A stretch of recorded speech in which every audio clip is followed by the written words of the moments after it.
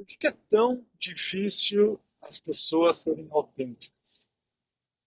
E aí, eu não quero começar com uma pedrada aqui, um clickbait que eu tô gravando, né?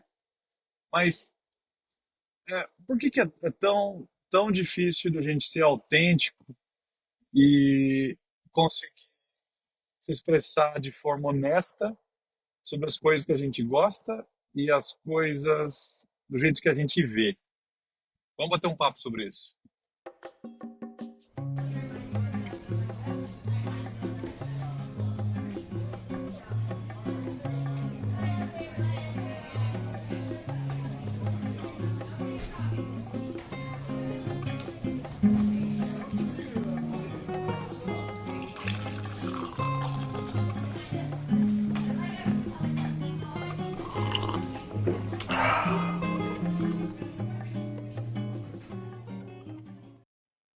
Eu tô recentemente lendo não, ouvindo, né? Vocês sabem que eu não leio, eu só ouço livro.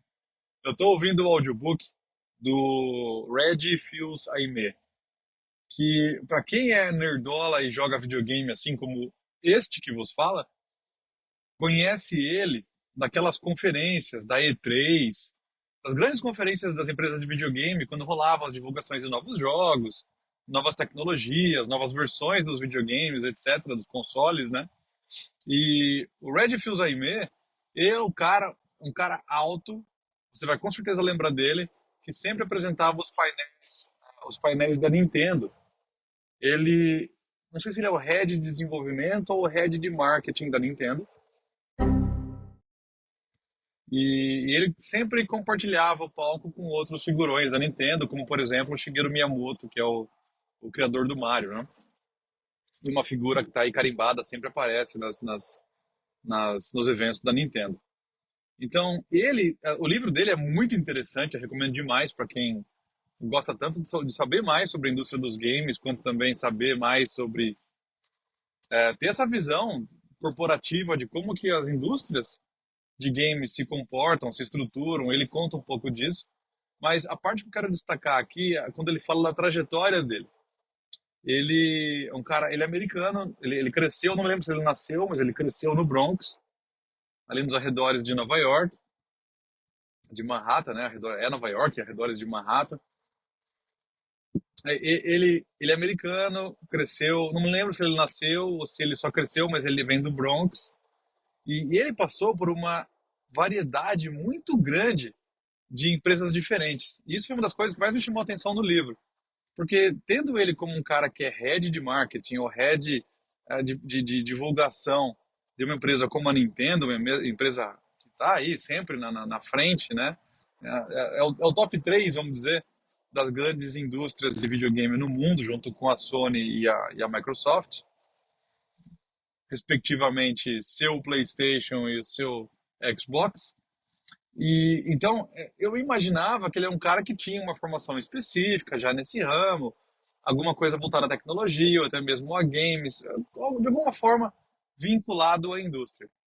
E ele é um cara que ele passa por vários segmentos diferentes, ele passa muito por empresas do ramo alimentício, de fast food, ele participou de campanhas grandes de produtos muito famosos nos Estados Unidos, nesse ramo alimentício, no ramo de fast food.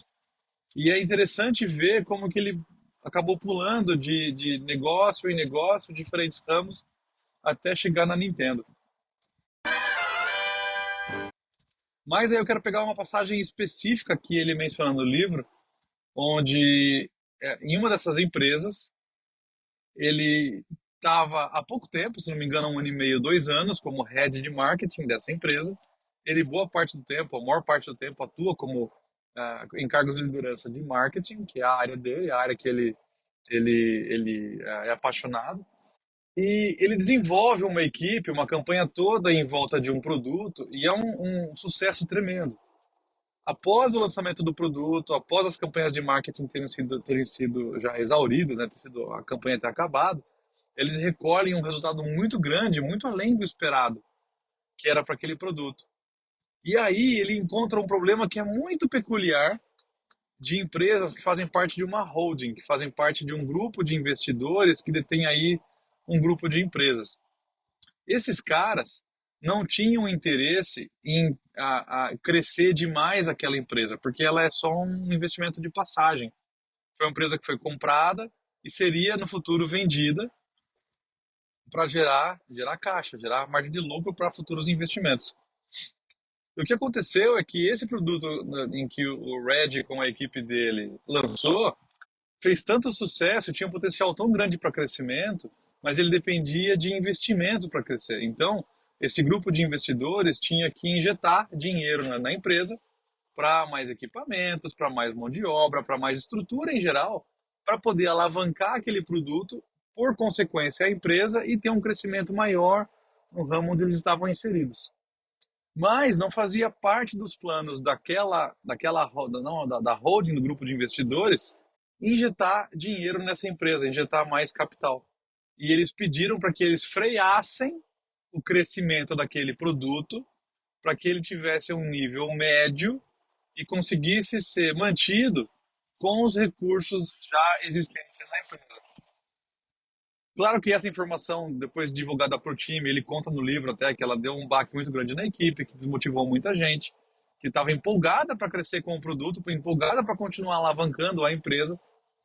E ele se viu num dilema. Ele podia ficar ali, ele já tinha demonstrado que como um profissional de alta performance o que ele podia entregar, ele não tinha nenhum risco com relação à função dele, mas ele menciona que isso ia contra os valores dele.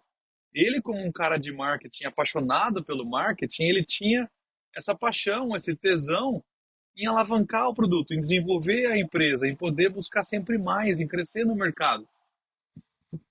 Porque isso serve de combustível que alimenta a motivação da sua equipe interna em crescer, em se desenvolver, em fazer mais e gera toda aquela sensação, aquela. Ai, qual é a palavra? Tá fugindo? Me fugiu a palavra. Bateu a idade aqui e a palavra escapou. 2000 anos depois. Mas é aquele ingrediente secreto de times de alta performance, de times autossustentáveis, que tocam o negócio por si só e sempre entregam bem. Mas se o grupo de investidores, se o board diz para não investir, esse time se sente podado, ele fica fechado em um teto baixo, em um limite muito raso do que pode ser feito, e esse time acontece o quê? Vai embora para outros lugares. Com essa perspectiva, não era o começo de carreira do Red, ele já tinha passado por outras empresas. Com essa perspectiva, ele pede a conta. Ele fala que aquilo ia de frente com relação aos valores que ele via de crescer um produto sem limites, o máximo que ele pudesse extrair do potencial de um dado mercado, um dado segmento ou dado produto, e ele pede a conta e vai para uma nova empresa porque ele acha que aquilo não fazia sentido com os valores dele.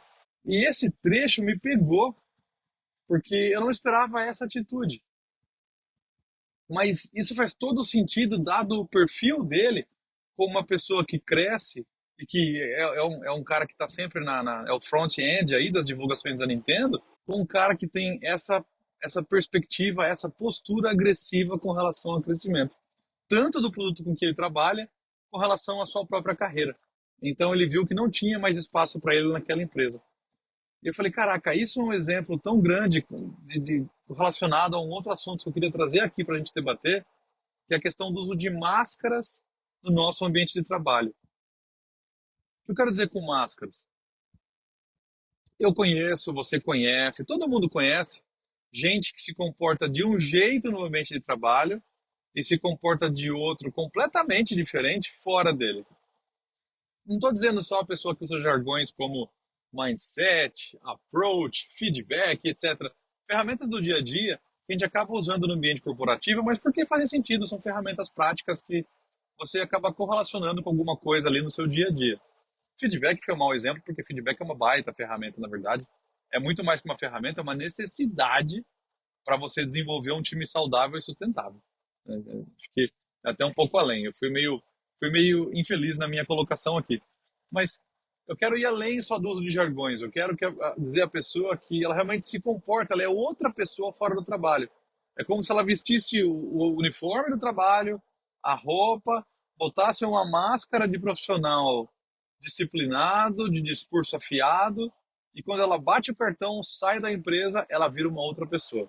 Esse discurso, essa postura do Red, que eu acabei de comentar do livro dele, Red Fils-Aimé, ah, vai total de encontro com esse tipo de conceito. Ela bate muito de frente, porque é um cara que está de forma pura conectado com os seus valores e ele está disposto a abrir mão do seu trabalho se ele não faz sentido com aquilo que ele acredita.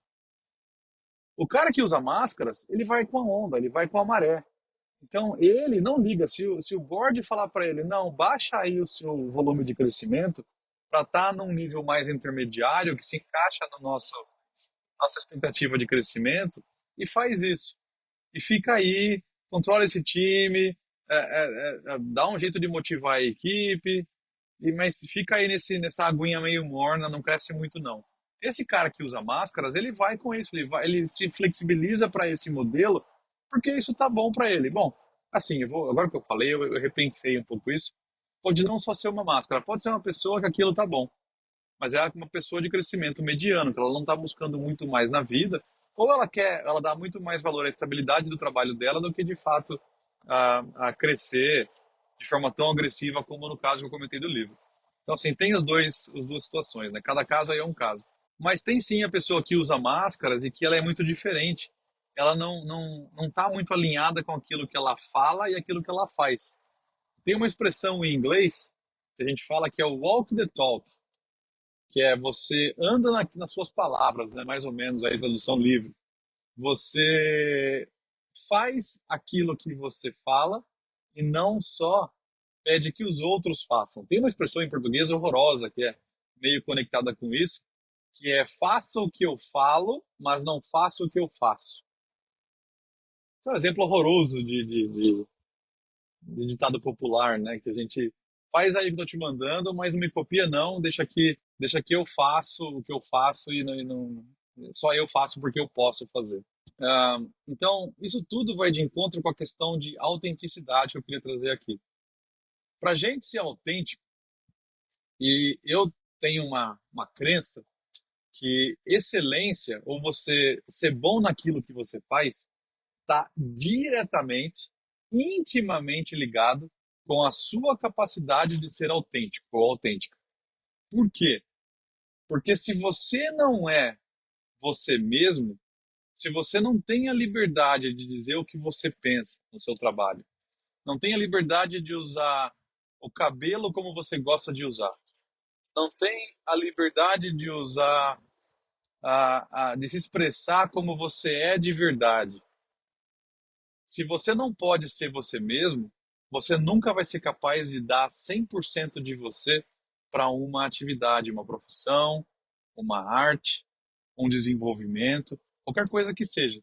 Porque você vai sempre estar alerta e monitorando para ver se o julgamento ao seu redor não está ah, ah, não tá demais, não está indo contra o que você tem que fazer e talvez pondo riscos na onde você quer chegar.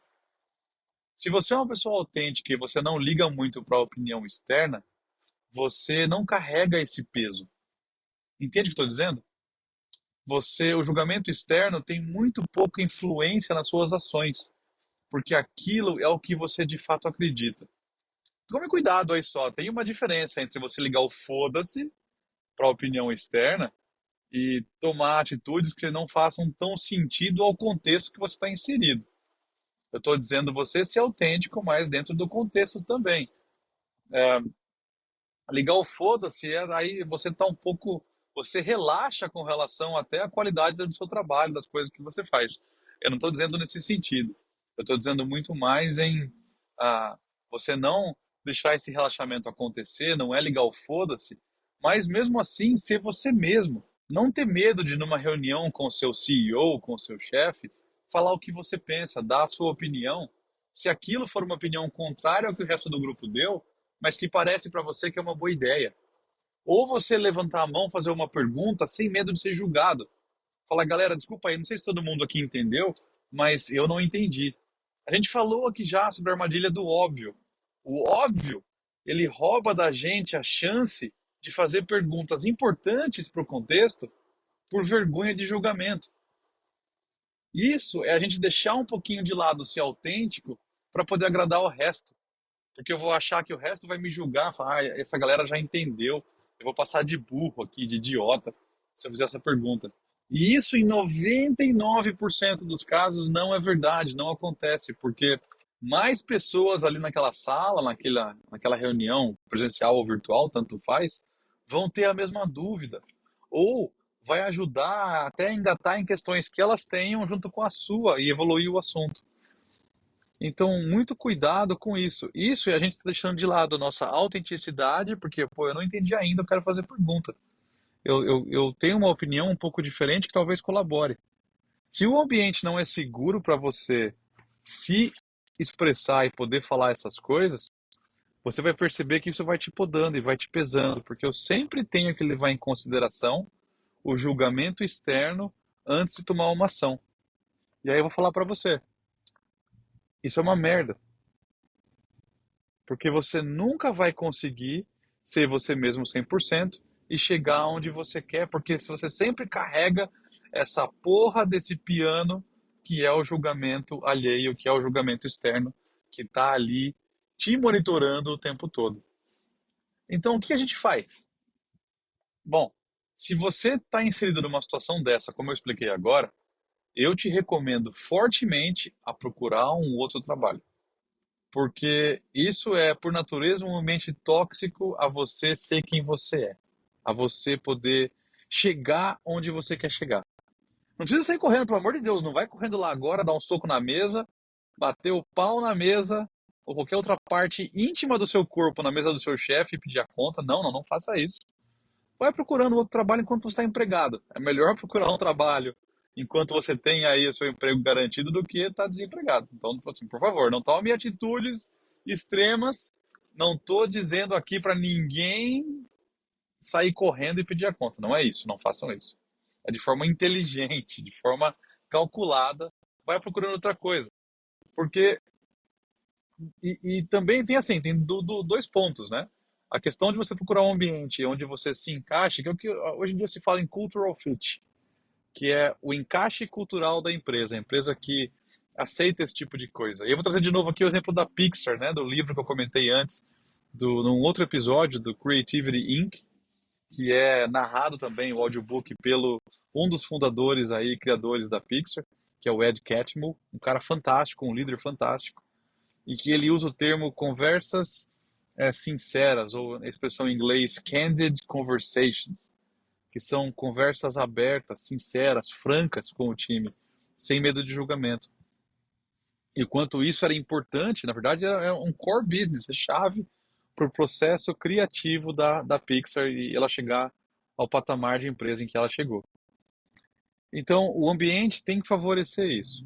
Se você olha para o seu perfil e consegue definir bem que tipo de pessoa você é, profissional, que está alinhado com quem você é de forma autêntica, derrube as máscaras, seja você de verdade no ambiente de trabalho, para que você possa buscar a excelência no que você gosta de fazer de forma livre, sem peso.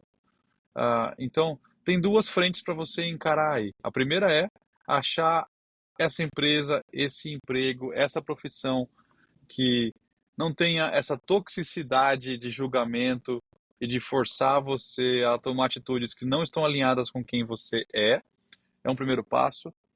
Não é fácil, é muita persistência, é muito trabalho, é muita procura, é muito networking para achar isso, mas eu vou te dizer que é possível. Não é uma coisa que você resolve de um dia para o outro. Ponha na sua mente que essa mudança leva tempo e ela pode levar até 1 ou 2 anos aí para você encontrar um lugar legal que encaixe com o que você quer. É um trabalho árduo, duro, mas muito recompensador. E segundo, é você, é internamente, introspectivamente, você começar a derrubar as suas máscaras. Pô, eu não fiz aquela pergunta na reunião, próxima vez eu vou fazer. Eu não fiz o comentário que era contra o do resto, mas eu vou começar a falar, dar mais a minha opinião. Eu vou começar a desenvolver as coisas do jeito em que eu acho que faz sentido. Sempre de novo, gente, aliado ao contexto que você está inserido, aliado ao que faz sentido. Não adianta você trabalhar numa empresa de hardware que leva anos para transformar o produto e aplicar técnicas de desenvolvimento de software. Então, assim, é importante também levar em consideração o contexto inserido para que as coisas façam sentido. Então, a autenticidade, ela depende da gente em, primeiro, derrubar as nossas máscaras, a gente se autocriticar, ter essa visão e conseguir enxergar em que momentos eu estou deixando o julgamento externo ou o medo do julgamento externo, mesmo que ele não esteja acontecendo, como no caso de fazer pergunta, alterar as minhas atitudes. Essa é uma medida que parece simples, mas ela é super importante, porque ela começa a mostrar para os outros que a gente não tem preocupação em perguntar as coisas ou pedir explicação, ou ser sincero com relação a ter entendido ou não o assunto. É um bom ponto de partida para você que está buscando ser mais autêntico, ser mais transparente nas suas relações, no seu trabalho, no dia a dia.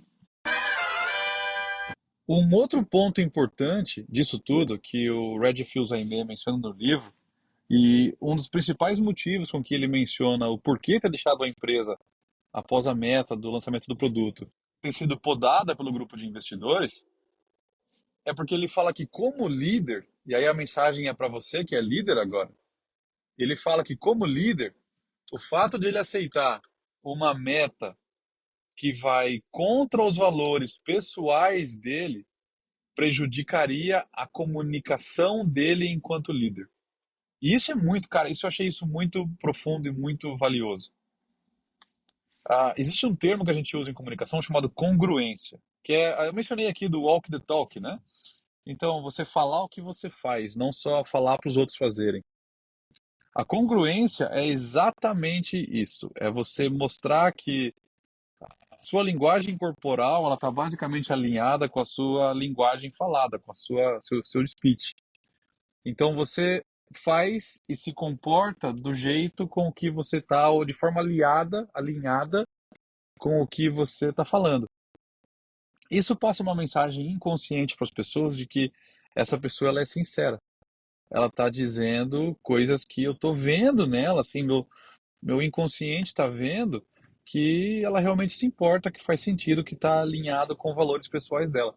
Então, ele fala que, enquanto líder, ele não pode divulgar para a equipe dele ou pedir desempenho da equipe dele que ele sabe que vai estar fazendo parte de um discurso ensaiado que não está aliado àquilo que ele acredita de verdade. E isso, por si só, já começa a corroer a estrutura de equipe que ele tinha.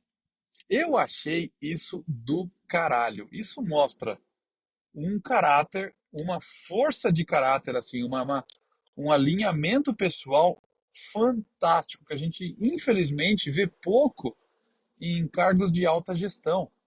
Ou por insegurança da pessoa, que não quer demonstrar esse nível de franqueza ou de honestidade, ou por máscara mesmo. Então, eu achei de uma postura incrível e eu queria muito trazer esse assunto aqui para a gente, para poder divulgar para vocês, para poder debater aqui no meu café primeiro. Então, um outro aspecto da autenticidade e do alinhamento com o que a gente fala e como a gente se comporta é esse. Para você que é líder, você também tem o dever de ser autêntico para conectar isso à congruência do seu speech para a sua equipe. E tudo aquilo que você pede de performance da sua equipe está alinhado com os valores pessoais seus e os deles, para que tudo faça sentido. Então você vê o quanto a gente conseguir gerir uma equipe de alta performance e que dure, não um negócio de tiro curto, que é muito fácil botar uma consultoria de alta performance num projeto que vai durar 6 meses, pago esses caras e depois eles vão embora. E o difícil é você construir isso tudo em um departamento que vai perdurar por 4, 5, 6 anos. E esse é o desafio de verdade, para todo mundo que é líder que está escutando isso. Então, levar essa para casa hoje, galera, o quanto eu estou sendo autêntico, o quanto eu deixo o julgamento externo podar e influenciar as minhas atitudes, a minha fala, e o quanto isso está, no fim das contas, indo contra coisas que eu acredito e eu estou deixando de passar oportunidades, conversas, conexões por conta de medo ou julgamento. Legal? Fui profundo demais aí?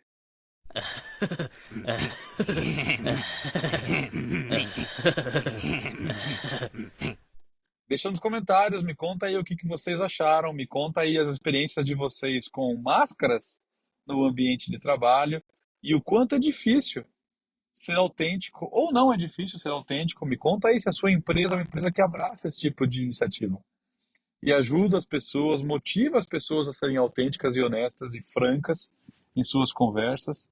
Se você trabalha com processos criativos, com o desenvolvimento de produtos, de soluções com o cliente, me conta aí, quero saber. Porque eu sei que cada contexto profissional é diferente do outro e tem aí as suas riquezas, as suas diferenças. Então conta pra gente. Beleza? E aí, sem nenhuma máscara, com toda a honestidade do meu coraçãozinho, eu vou deixar aquela bitoca gostosinha na pontinha do seu nariz.